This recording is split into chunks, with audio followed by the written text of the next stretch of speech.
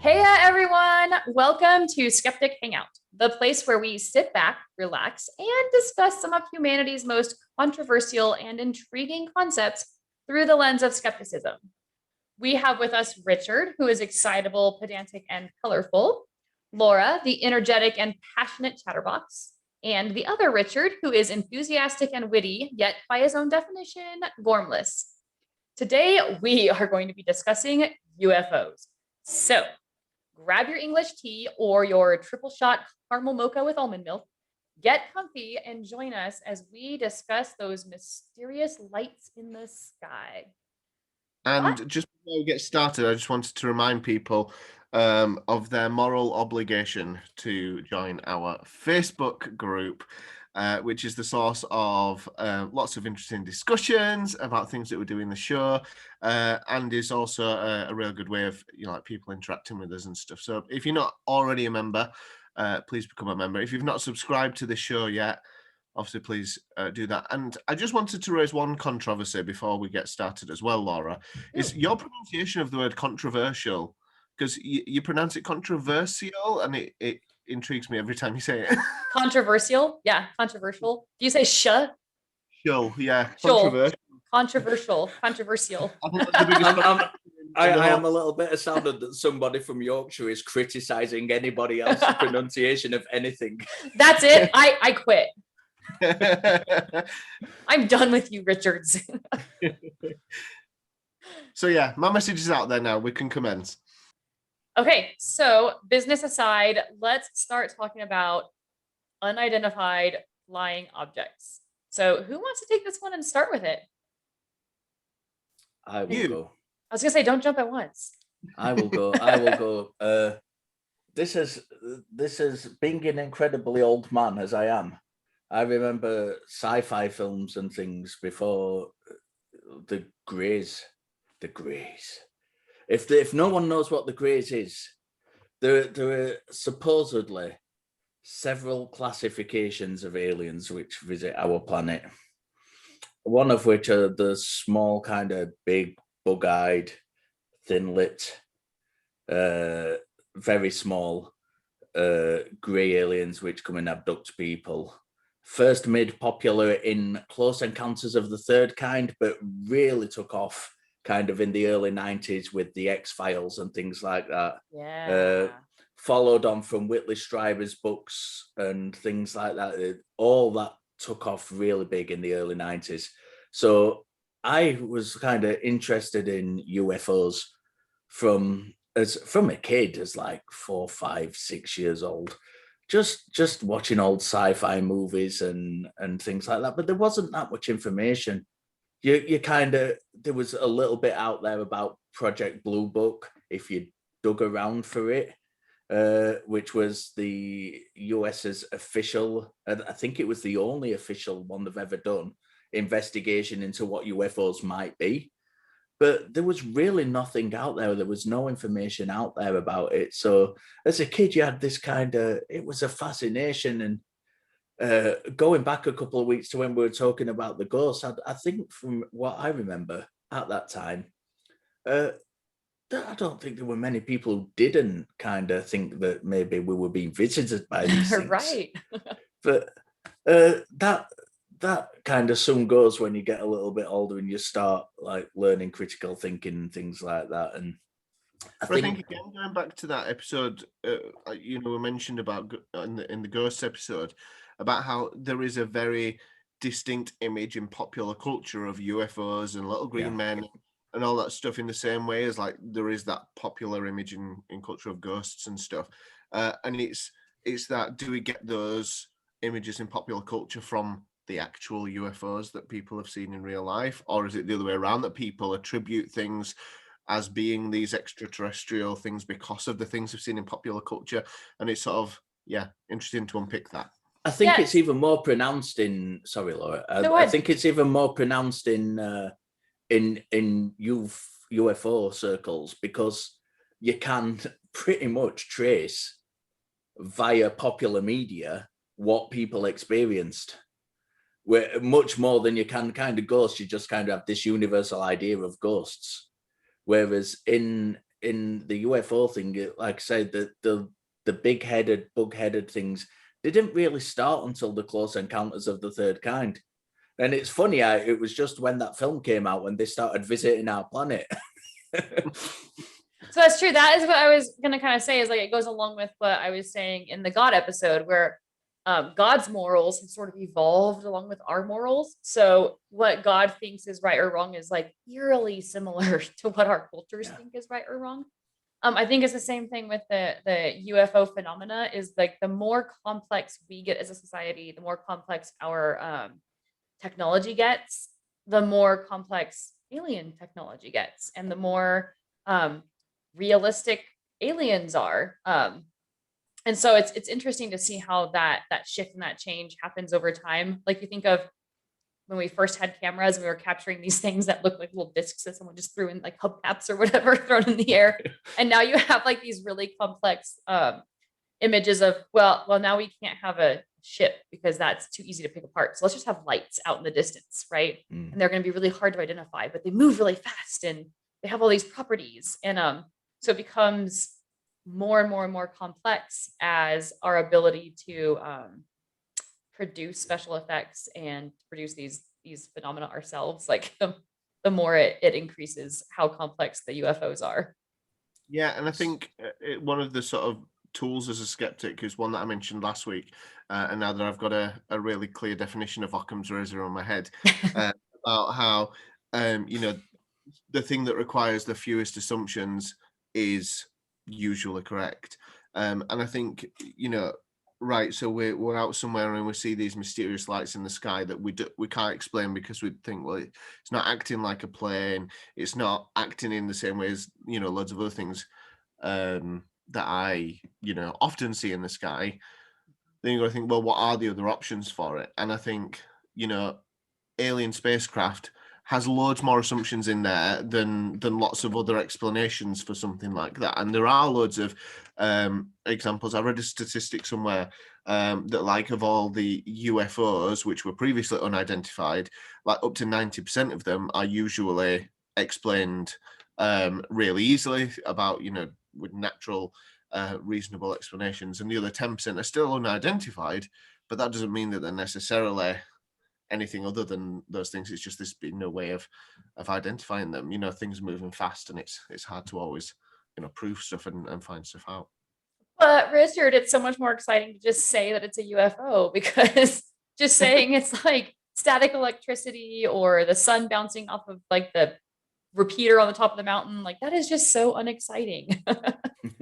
So I have a question for you both. Okay. And it involves the definition of UFO. Because as I've kind of gone through life, this definition has taken on different meanings and different understandings. So the way it obviously means unidentified flying object. I think the key part of that is flying. Okay. What does that mean to you? What does the acronym UFO, is it an acronym? Yeah. No, it's an acronym when it says a word, like scuba is an acronym. I can't remember what it's called when it's just 3 letters. I don't whatever. We're gonna get into semantics. I'm probably wrong. So there's what does the acronym UFO? I can't remember the exact distinction. Specifically the flying part. What does that conjure up in your mind, and what do you think that actually means for these things we see in the sky? Actually means as in what it actually is, or actually means as in what as a representation of what it is. So for example, I'll tell you what I think it means to me, and then maybe give you a better idea. Like flying saucers usually is a frequently used expression in relation to this, isn't it? Yeah, that term was coined by an airman, I think, in the 50s, who described them as saucers skimming across a lake. But to me, they're obviously unidentified. We don't know what they are. They're obviously objects, but the flying bit insinuates to me that they're actually being controlled. Whereas a lot of people, especially 10, 20 years ago, would say, well, the unidentified flying objects merely means something that's in the sky that we can't identify. Yeah, so like a meteorism being controlled, for example. To me, the flying insinuates that they are being controlled by something. They are being moved about, controlled by something, and taking on a definitive pattern. That's not to say. So you're putting a lot of meaning inherently into that word flying, and I think a lot of people do that. So that when you say something like, "Oh, I was driving, through this dark highway in the middle of the night, and I saw a UFO," the person receiving that information and the person giving it, for that matter, both attach that deeper meaning to it. That it must have been a deliberate object, a controlled object, a thing flying that like has consciousness or. But if you saw something in the sky, just randomly, a cloud, you wouldn't describe a cloud as flying, right? Would you? Right. If you didn't identify the cloud, you wouldn't call it an unidentified flying object. You just say, I saw something unidentified in the sky. and this is the point I'm trying to get across. What specifically does that in like whizzing around, don't you? Or having that path, because it's not just levitating or floating or moving. Yeah, flying does give that specific. Now that you've explained it in that way, yeah, flying does give that sense of specifically on purpose flying and being controlled. I agree. Yeah, and so when I myself am thinking of that word, I don't even think of agency. Like I wouldn't even think of that, because I think of things like, well, what if it's static electricity, or like we have this crazy like aurora thing. I don't know if you've heard of it, like in the north. It's crazy, right? Actually, they're at both poles. But I tend to think of like, how much other physical phenomena have we just not identified yet, or have scientists identified, but I as a layperson don't know that that's a thing. So I have a hard time giving it agency. But when I hear other people talking about UFOs, that's the first thing I think of, is that they're applying some sort of agency to it. My question is like, how do we know that? Or how do you determine that it has agency? Definitely. Do we make a distinction then between, sorry, Richard, do we make a distinction between unidentified flying objects and unidentified objects in the sky? That's like a pop culture thing though, isn't it? Like, that's like, we could start the movement, the three of us, right? But pop culture just kind of took off, and it is what it is. So it's got sort of a driving force to it already. But yeah, so I think that's why what Gil was saying earlier, with like 90% are explained away, and there's like the 10% that aren't. I heard the other day, I heard someone in a lecture talking about, like, they believed in UFOs and stuff, and they were talking about how the Project Blue Book, yeah, sure, they really did find that a lot of these UFOs are really just regular phenomena. But you know what? 10% aren't, and I'll bet you that the real aliens are in that 10%, right? And so even living that little bit of wiggle room is enough wiggle room for people to say, see, I told you. Yeah. Like the god of the gaps of the alien world. Aliens of the gaps. I think it's as well, when you think about like chance as a concept, the world is so massive and the universe is so much more massive, and there are so many things that happen, instances of tiny pockets of things that just happen by chance or by whatever. I think because there's so many possibilities of things happening everywhere all at once. Like, there are things that we probably don't even know happen, that happen at the blink of an eye, that we don't really notice, that are completely natural and can be explained. But because just they don't happen very often, or we haven't observed them very often, or people don't know about them very much. There are some like things about, like, when the sun's at a certain position in the sky, it can give off this certain thing with like rays of light. So it looks like they're almost like in the sky, these like optical illusions and things. Yep. And I think because there are just so many variables with all of it that jump into, and this goes, I mean, it's a basic thing of what we've been saying all along, but like jump into that outlandish sort of explanation of something that doesn't have any basis in what we actually know about the world. It just seems a bit of a jump too far. Did that make any sense? No, it actually totally did, because you reminded me when you were saying that of that phenomena. I think it's in Russia, but there was like a phenomena where they had a city in the sky, like in the clouds, and everyone could see it. It was super clear, like no mystery, no conspiracy. Like it was well established that people could see the city floating in the air, but they were able to determine based on like what you said, it was like the rays of the sun and the reflection off of the moisture. And it was basically a mirage. Yeah. And mirages are shared hallucinations, right? Based on the moisture in the air. And so then you think about that. Even like rainbows that happen all the time. Like, you know, everyone can be stood in a field when it's raining and sunny and you see a rainbow and everyone is sharing that experience and we're all seeing that there in the sky, but it doesn't mean it doesn't exist. Yeah, it doesn't exist. It only exists in our brains by the electrical signals that come into our retina from the light from, you know, it's not actually there, but we're all experiencing it and we can see it physically with our eyes. Yeah. And so now you take something like that and then you translate it to the stories where you have the lights spread out over a city, and thousands of people in the city saw these lights and they kind of like spread out and did this thing. And so what kind of refraction may have been happening? And I'm not making a determination that it was or was not an actual group of UFOs or a single UFO or whatever. But what I am saying is when you talk back about Occam's razor, what are the chances that maybe it is some sort of refraction that we don't understand yet? And that, no, there wasn't actually anything in the sky at all. I don't know. What do you guys think about that? I'm not sure. I don't know. I don't know enough about light refraction. I don't know enough about that kind of thing to speak on that really. But I think that question is valid, even if we don't know the answers to that question. Like that question is a really valid question.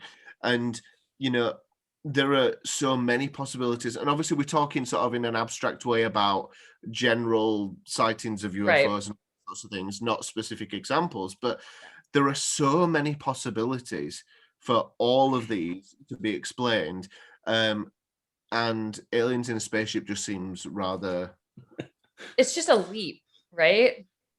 And I mean, that's not to say that I'm dismissing that as a possibility, because it's not outside the realms of possibility. You know, I think it's down at the bottom of the list, but it's not outside the realms of possibility that aliens have, you know, come, flown about, shone some lights and buggered off again. But that whole thing about assumptions and all the assumptions that you're making, for that to actually be the case, it's outweighed by all of that. It's a lot like what... Oh, go ahead. You first. I've been talking a lot. No, because I'm going to change the subject, so I'll let you. Okay, really quickly then. I was just gonna sort of mimic what Matt Dillahunty says, where he says the time to believe that a claim is true is when there's evidence that it's true. And I know I'm not quoting him exactly, but there could very well be aliens out there, and they could very well have some of these characteristics that people say that they have, right? But the time to believe that is when we can demonstrate it. So bringing up these other things that it possibly could be, or looking into the natural phenomena, I think at least that gives us some answers for at least most of these until there is that evidence that we just don't have right now. I think a lot of the time people who do believe the things that skeptics skepticize about, there's a verb for that, I don't know. Yeah, but like they can see that as like just trying to clutch at straws as well. You just don't want to believe it. Like you just don't want to accept the truth, and so you're finding all these other possibilities like the light refraction. Oh, well, that wouldn't happen, obviously. And I think it can seem from the other side as like clutching at straws to try and disprove these things. But it's not that at all. Like if that was actually happening, wow, that'd be well interesting to know about. If that was actually happening, where, you know, UFOs, aliens were coming in and beaming stuff, I don't know what they do, but probing, cutting holes in cows, I don't know. All that jazz. That'd be fascinating. And if we had reason to believe that was the case, like I'd be all over that. Exactly. I think I mean, regarding people who do speak like that, who do say you just don't want to believe, my attitude, I mean, I don't want to sound rude to people, and I am all for encouraging dialogue, but I don't care.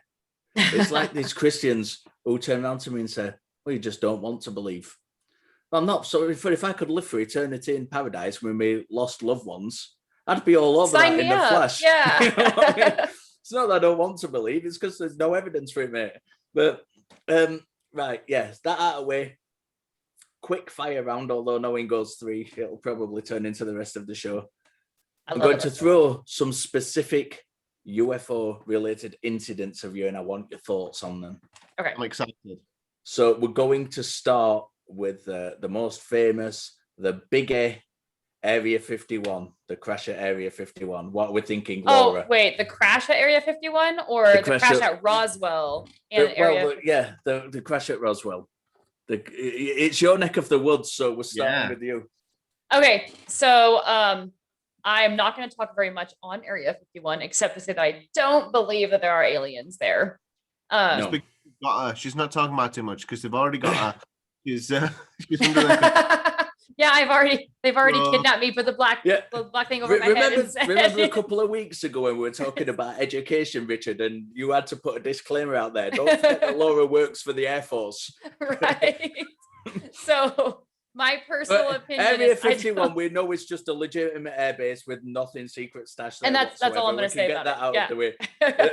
So, as far as the crashed UFO at Roswell. Yeah, so in terms of the conspiracy revolving around the aliens at Area 51 and the crash at Roswell. So I remember learning a lot about the crash at Roswell. I've probably forgotten more about it now, but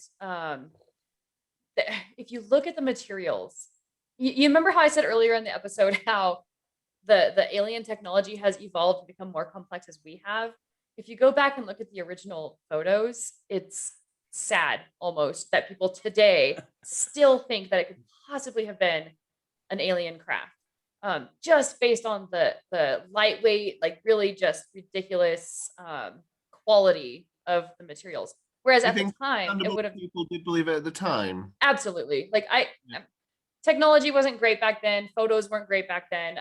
People tended to they had the whole War of the Worlds radio broadcast where people literally thought we were being attacked. It's a lot more understandable that at the time there would have been this sort of this outcry or this sort of panic. But looking back on it now, it almost borders on ridiculous. Unless you start to believe the things of and then they started doctoring these documents and they changed this story and they changed that story. Something that I know about every situation is that stories change as they evolve, right? Car crashes. I was a volunteer firefighter for a while. And so when you first get called onto the scene, you're given details back at the station, right? And then the details change when you're on the way. And then you show up and the details are entirely different once you show up. So the idea that the narrative that was built around the crash changed over time, it doesn't really shock me at all. So yeah, but I do think that there is enough mystery and enough different opinions and enough stories floating around that I can see why it's compelling to try and want to believe that Roswell was an actual crash. Especially, I think, because it's got all the makings of a really juicy government cover-up as well. Oh, totally juicy. Yeah, the juiciest. Do you think sort of being perpetuated due to tourism stuff? People go there to do alien. Totally. I don't really know what they do, but that's a thing.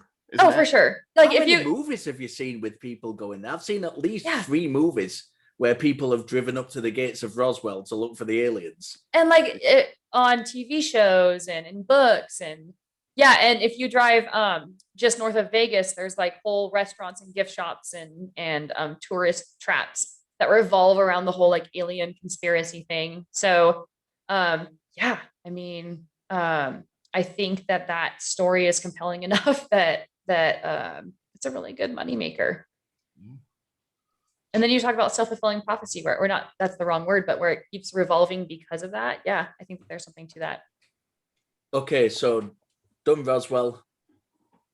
What about the Rendlesham Forrest case? Again, so I'm throwing you in the deep end, Laura, here. No, I'm going to go back on you. What do you guys think about Roswell, though? From the other side of the pond, what are you guys told about it or taught about it, or what are your thoughts on it? I mean, I just see it as one of those sort of stereotypical. It's the stereotypical one, isn't it? You have very clear images of what people perceive to have happened there, and it's one of those ridiculous Americans doing all the. I take issue with that. But it's in that sort of category, and I think generally, obviously, there are definitely outliers, and I keep doing this where I keep attempting to generalize entire populations. But like generally, I think most people would accept that that seems to be just a crazy thing. So it's not taken very seriously outside the United States. I wouldn't, from my perspective, I wouldn't say so unless Richard disagrees. I think people do take it seriously. I think there are communities who take it seriously. I think the general public, if they've heard of it, probably aren't too interested in it. People probably have and have at least some sort of vague peripheral understanding of what that was and is. Maybe, yeah. Maybe in popular culture. It has been a ridiculously successful driving force in terms of the UFO narrative. Like, it has really stuck. So when you talk about UFO groups or UFO cultures, that seems to be sort of a keystone of those groups. Yeah, it was the first big one, wasn't it? That kind of grabbed the public attention. It was in the newspapers the day after it occurred. In the US in 1947, was it? I think when it happened. Yeah. There was kind of that, and the Barney and Betty Hill incident where they claimed to be abducted by whatever it was they were abducted by. And that's what I want to learn more about, because that's one where I hear that people have a difficult time debunking that one. And I haven't personally tried to. I haven't researched it, but I want to hear their story more. Like, do you guys know anything about that? All I know is that they were, I don't know what year it was, they were an interracial couple who were married in a time when that kind of thing wasn't done. Right. They were driving home one night, they lost time, they were both hypnotized, they claimed they're under hypnosis, and it is a claim because I don't know whether, I've not done any research into it very much. That's fair. Yeah. They claimed under hypnosis that the stories were corroborated and they were telling the truth. I don't know if they had a polygraph test or not. I'm not sure even if polygraph tests were a thing back then. I'm really not clued up on my history with that, but and that's it basically. They were the first alien abductee case. But so they just got their story out there in such a compelling way that it stuck, I guess, because there's so many alien abduction stories, but theirs is one that I keep hearing about over and over again. Yeah, well, theirs was the first. As far as I may be wrong, I may be corrected on this, but as far as I know, theirs was the first. I thought Elijah was, because didn't God take him up? Like, just.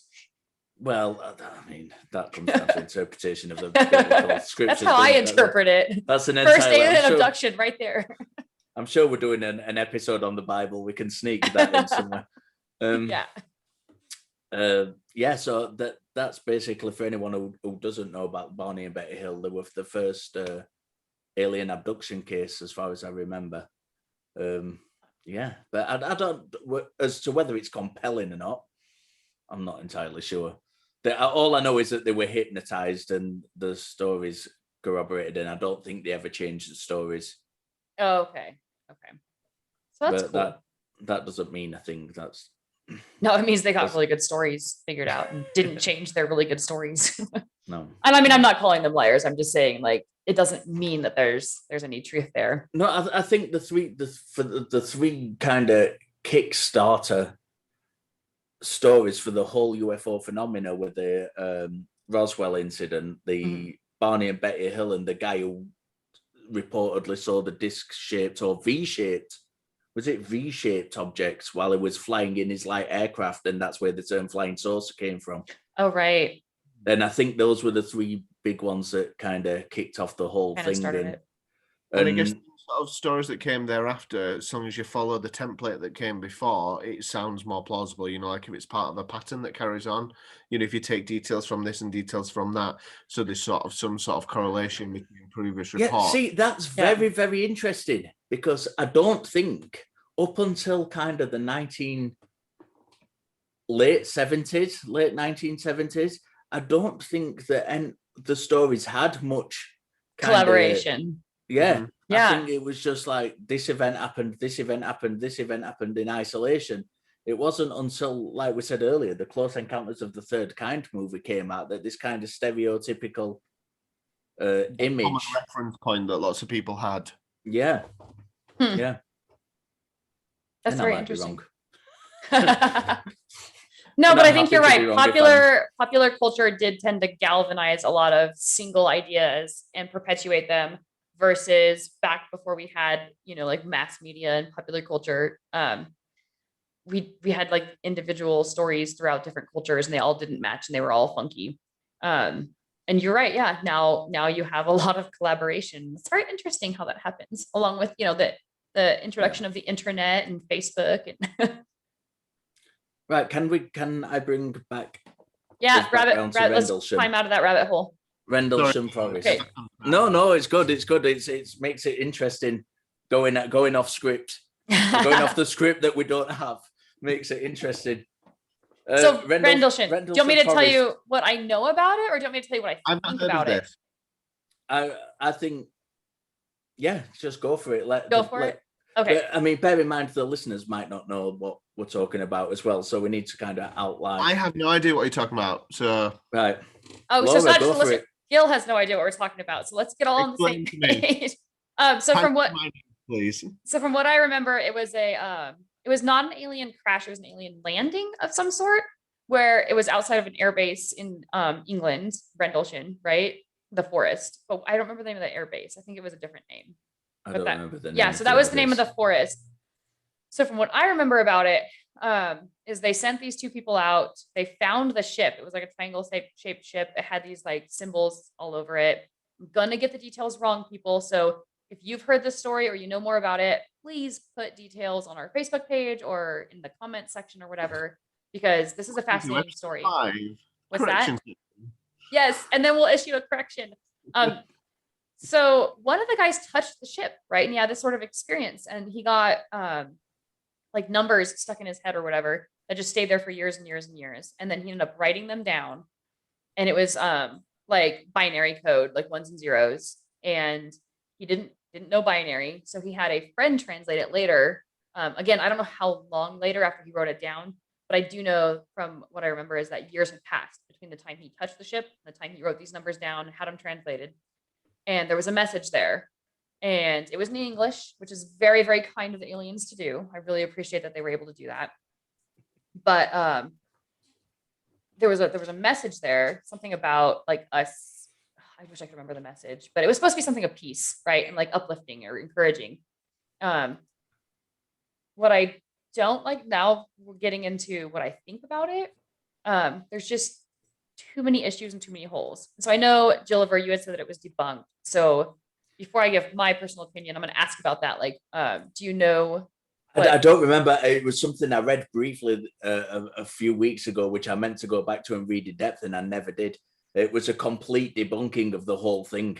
I will try and find it. I'll put it on the Facebook page so people can see. But what is interesting to me here, and I love this, we're doing this off the cuff and I absolutely love it. Yeah. I had never heard that story you've just presented. Okay, so just to remind the audience. About Rendlesham Forrest is completely different to that. Okay, so before you get into that, I want to throw this out to the audience. We purposely don't prepare for these shows so that whatever we're talking about is off the cuff, off the top of our heads. Whatever we know, we know. Whatever we don't know, we don't know. Because in our opinion, it makes it more interesting. So having got that disclaimer out there once again, Gilliver, go. From what I understand of the incident, or what I've read about the incident, it occurred over, I think it was 2 nights, maybe 3, but I think it was 2. There were strange lights in the forest. Mm-hmm. They sent a group of airmen out to investigate it, US airmen on the British base. And they were kind of frozen in place. They saw this light, but they were frozen in place. They lost time. The lights disappeared, and there were radiation marks found on the trees. And this happened over 2 nights. I do remember some of those details. Although I am wondering, like, it is possible that I'm conflating 2 different stories. So if somebody knows of the story where the guy touched the ship and it's a different story, put that in the comments too, right? But I do remember some of those details as well. So it is, potentially the same story. That was the story. We could both have just heard completely different stories attributed to the same thing. Area. Yeah. I think with my skeptic hat on as well, listening to stories like that, straight away, the first thing that jumps to mind is time difference between the story and the explanatory reports after the fact. You know, like the fact that something happened and here's the proof however many years later. And it's the same thing that I think about like the Gospels in the New Testament, obviously like a completely different subject, but if these things happened, fine, but then to get the details of it accurate 50, 70, 90 years later when Gospels were apparently written, just adds that extra question mark over the validity of what's been explained, doesn't it? And there are so many more possibilities when time has passed between a story like this happening and then the translation of that information, whatever it was, years later, it just takes away credibility quite quickly from it was a number of years from what I remember, because I'm not sure of the exact year of the incident. Was it 1983, 1984, somewhere around that time? I have no idea. Please correct me, or I'll correct myself. As this is now an interactive show, audience. You have a role here to play too. I didn't hear about the story until I think it was Nick Pope, who is a big name in the UFO community.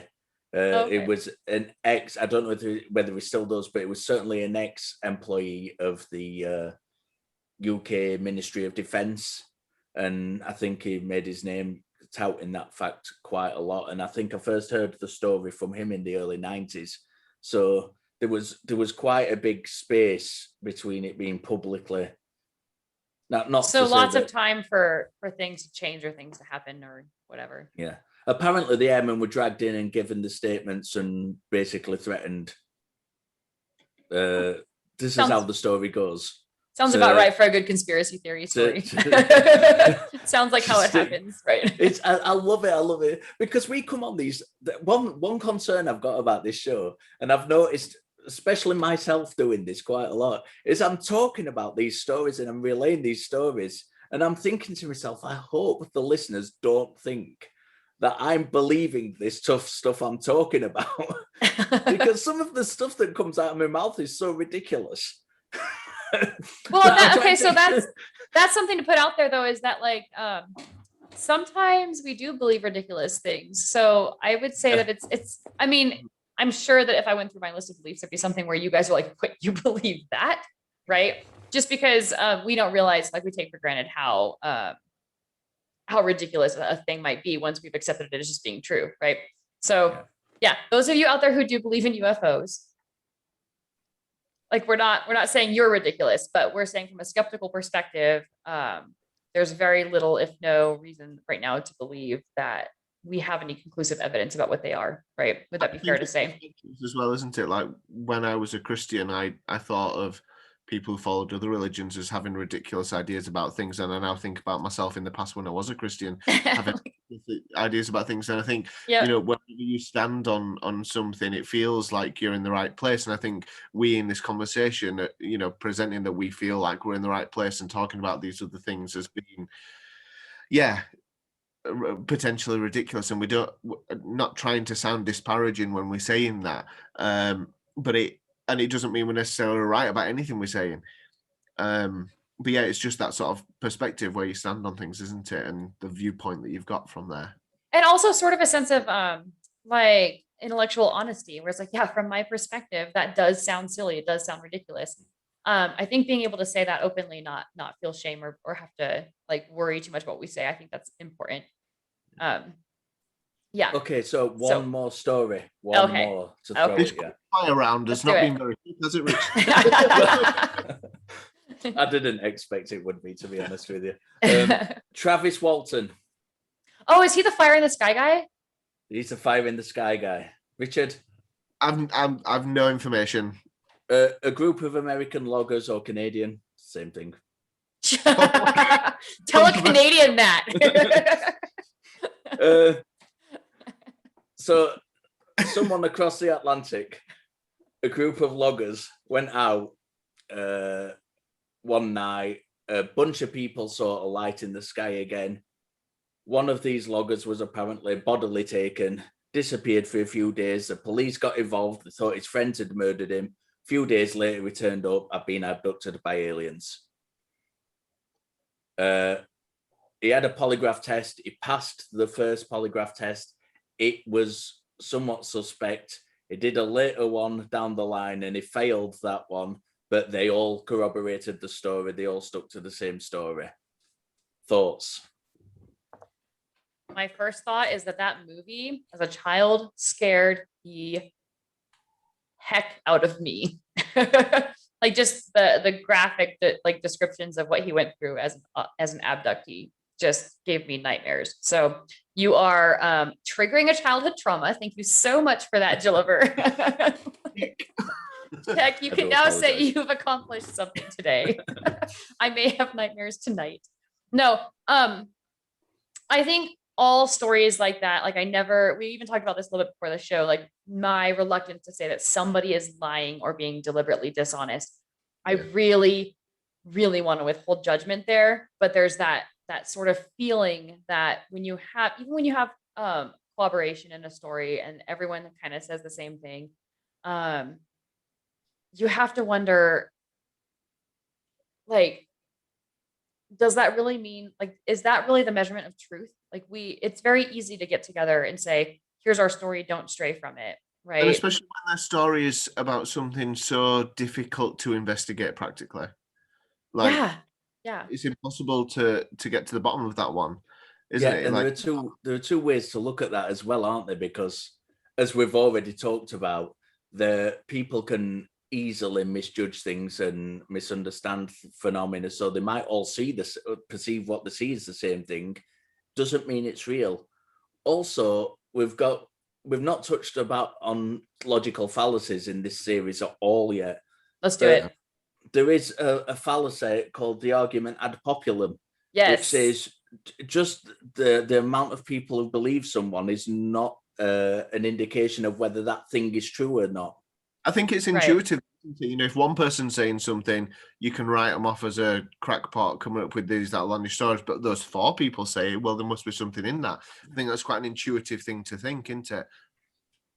And then if there is that level of dishonesty, how much more appealing does that become? And I'm not saying that any one particular abduction story is dishonest per se, but if you know that, like, oh, okay, these stories are better accepted when there's multiple people telling the same story, how much more attractive is it to build this sort of complex fantasy among multiple people and kind of get that out there? But then you also hit on something that's really important, which is sort of like the shared experience thing.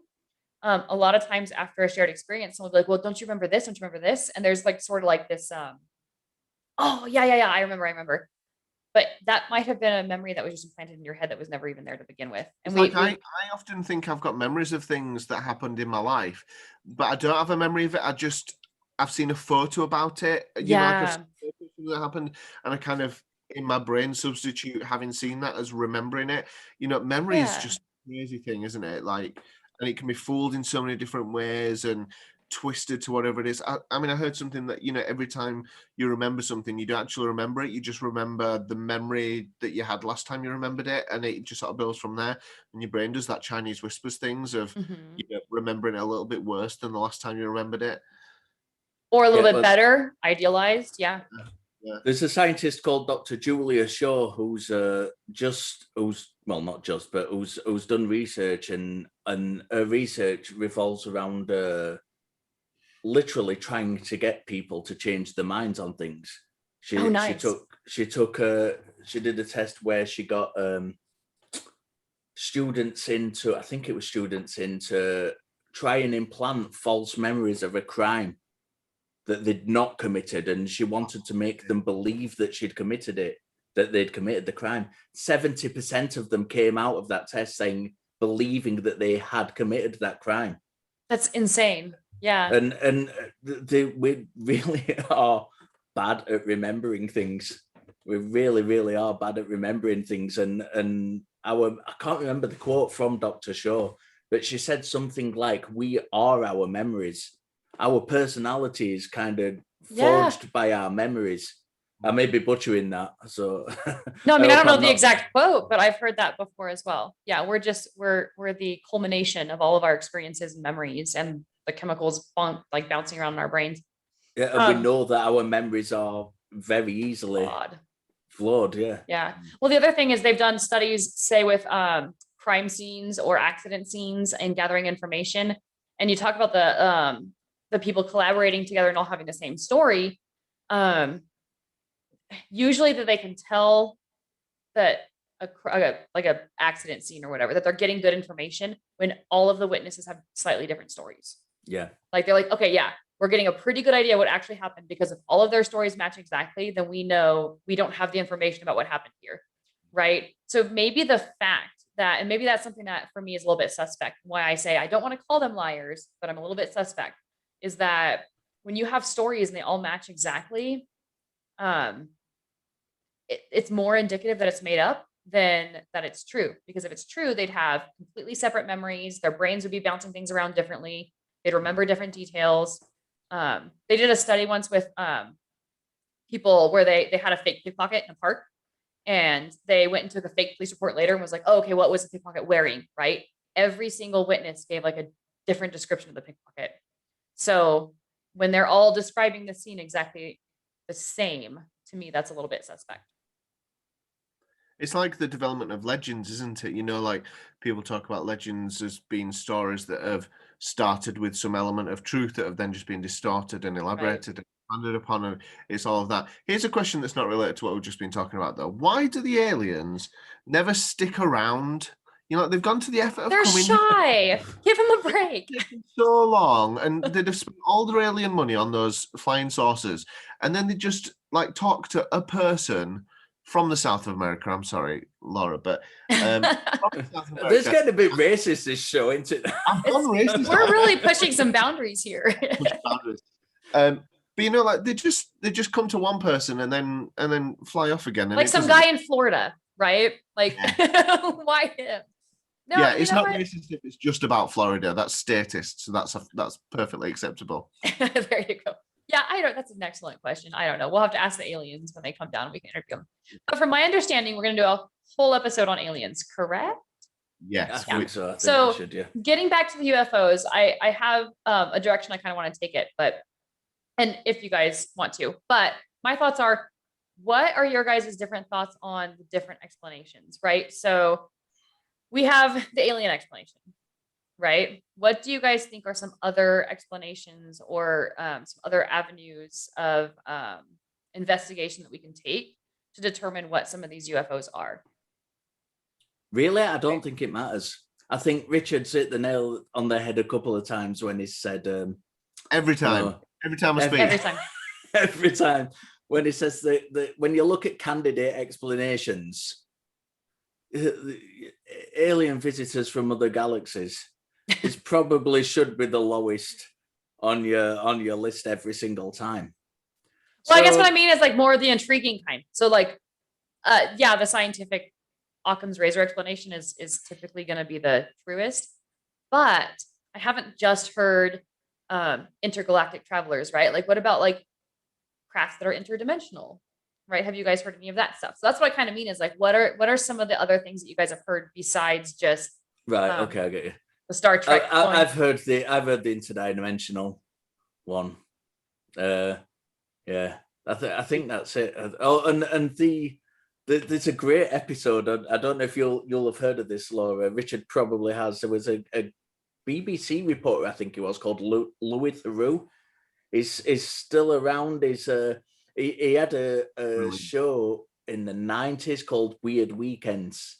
Yeah. And he used to go and kind of interview people with strange beliefs and strange ideas and things like that. And there was one guy he interviewed who claimed he could channel alien beings from the Galactic Command, I think it was. Channeled through his chins, was it, I think? Through his chins? I'm not sure. That's when you know the guy's legit, because come on. Who would make that up? So yeah, there's the kind of the people who can psychically connect with aliens. Is the ones that come into interdimensions. There's the ones that physically travel here. I think the point we need to touch upon is that the interdimensional ones, the channeling ones, they've come about simply because it's of the difficulty of the physical travel. It's just a case of that can't work. So let's think of something else that we can sneak this in with. Yeah, like the nearest star to us is like 10,000 light years away, which is just a crazy distance, isn't it? Like you say, physically to just travel 10,000 light years is a heck of a long way. Is that how far it is? I don't think it's that far. I'm not sure. The galaxy is 100,000 light years across. All right, I might be making that up. So that might be a bit large, but I may be wrong on that. You might be. So let's right, just I'm say not sure. multiple, like multiple light years, where it's not reasonable that It's not close craft, enough to nip over in a Nissan. Yeah, Sunny, they're not just swinging by on their way to grandma's house, you know. No. And all of these things just come under that bracket, don't they, of unfalsifiable. Like all these explanations, there's just no way of investigating an interdimensional thing because we don't have the capability to do that. Very convenient. Mm-hmm. And I think the other part of that you're talking about, like the elegance of the story, right? Like, so we've pretty much dismissed a lot of the physical phenomena, and we've explained away a lot of the physical phenomena. So what's left? Like, oh, let's make it even more elegant. Let's make it a spiritual realm or a higher dimension or a different layer of reality, and they're just crossing through the different layer of reality. So they don't have to come from, far away, or they don't have to have a physical craft in the sense that we understand physical craft. And so I think there's almost like an increased elegance to the storytelling, that evolves like along with us. Gil mentioned that the other week in the Ghost episode, though, when he said, when I was talking about the photographs, and he said I could literally take that and make a story out of it. Make a cool story out of it. And I don't think it's too far to imagine that you can do the same with the UFO thing. And you can buy your own story. Like, I don't even think that everybody's lying necessarily, but they see or they perceive or they hear stories about this phenomena, and they're like, well, I want to put this phenomena in a box because that's what we humans do. And this sounds really compelling to me, and it makes sense to me, and the science seems to kind of jive with it. So yeah, this is my explanation until proven otherwise, right? It's easy to do. That sort of bank of science words they can chuck in to make things sound more legitimate as well. Yeah.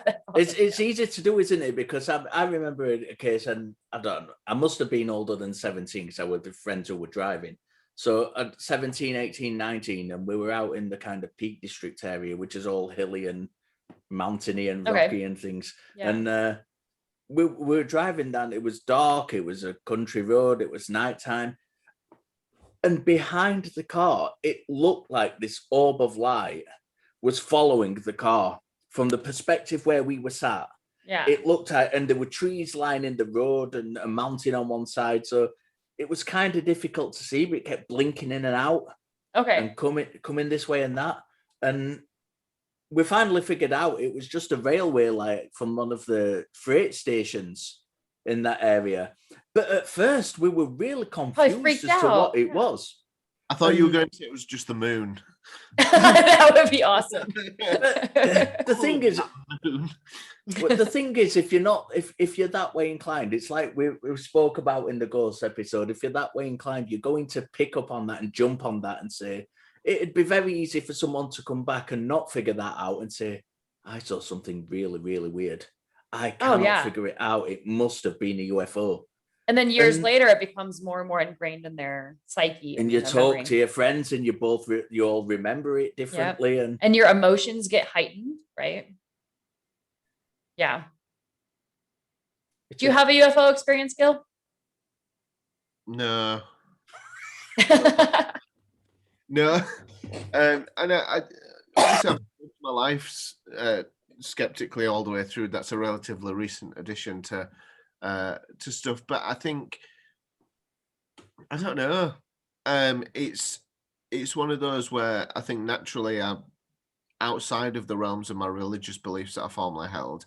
That idea of I don't know kind of actually has been there, I guess. So yeah, no, I've not had any of those sorts of experiences, and maybe that's sort of coloured the way I view other people who have potentially, especially to do with all the stereotypes that go with that as well, tin hats and whatever else. So no.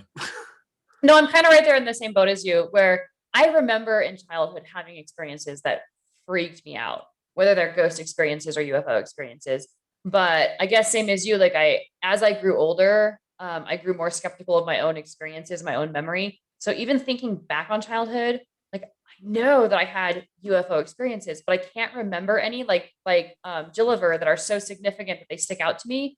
Other than one that I'm pretty sure was my first time as a child witnessing a satellite moving across the sky, because it was like it was too perfect and too much of a controlled pattern, um, and too slow to be like a falling star, but it was too high to be an airplane, right? And that's the only one I can really remember.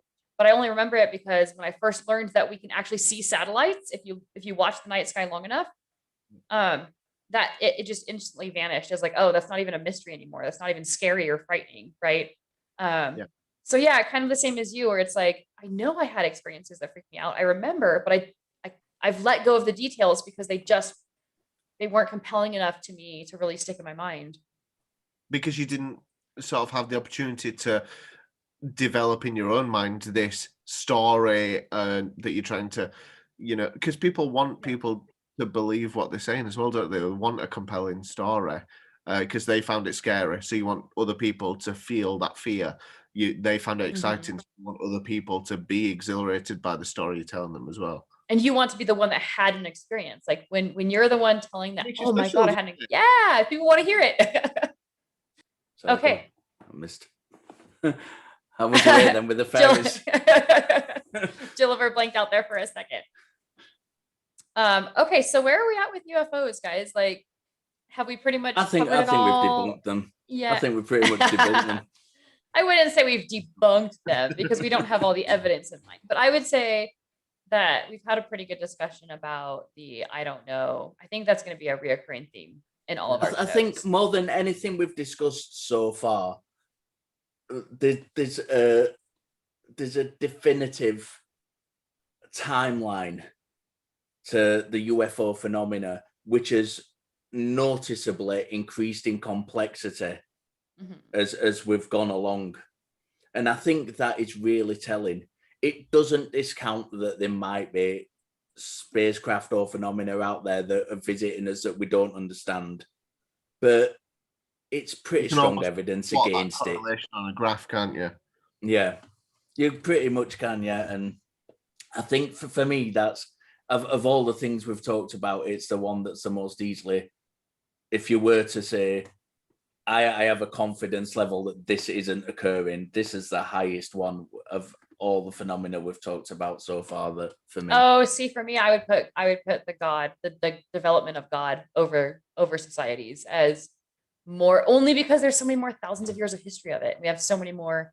But I mean, so I'm agreeing with you, but man, I would put religion right up there just above it, because when you start tracing it back through history and through cultures, it's the same thing as the UFO phenomena, where there's such a clear evolution of it and such a clear connection with human ingenuity, that just the fact that there's thousands of more years of history and so many more examples, I don't know, got to place it right above there. I actually agree with you, and I want to change my answer.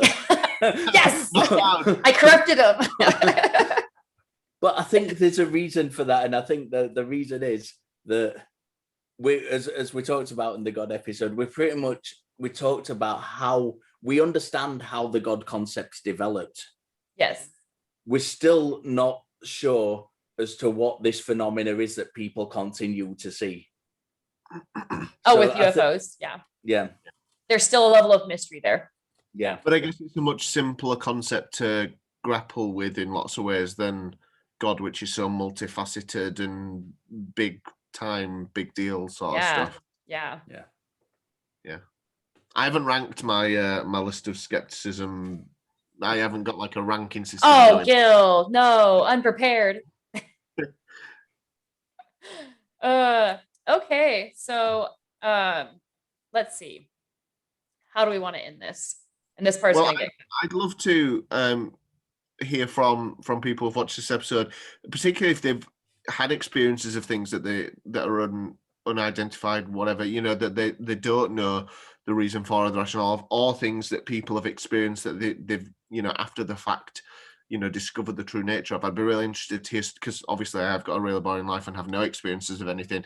So yeah, I think I'd be really interested to see if people have had experiences and what they thought of them. See, I think Gil has been abducted and just that the memories have been suppressed. So he's going to wake up one night in a cold sweat and he's going to come on and he's going to be like, I guys, think I he's was certainly wrong. the most interesting of the three of us, and he's just hiding it. He's got a very full closet somewhere that he's not telling us about. Yes. So if you listeners have had an experience, or if you have more information on the different stuff that we've talked about, especially if we've gotten it wrong, because a lot of this is just off the top of our heads. Yeah, let us know. We will either do a whole nother episode if there's enough in there for that. Or we'll just issue some corrections or just discuss it on Facebook. So yeah. All right, Richard. And on a personal note, yeah, if you've got any suggestions for good alien lost footage films, found footage films, let me know, because I am such an addict of UFO found footage films. It's untrue. I can't think of one I've not seen. We should have a Skeptic hangout where we do like on I don't know, Discord or Twitch or something, where we can actually like show some of those videos and get live reactions from the three of us and from whoever else wants to join us. So I think we need to talk offline about that.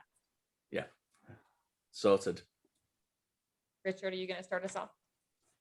Richard, me? Yeah, Gilliver. Isn't it you that starts it? You start. Oh, okay. This is going to be heavily edited, this part. I'm going to cut all this out. Yeah, this whole video is going to have some editing. All right. So we are Laura. Richard. And Richard.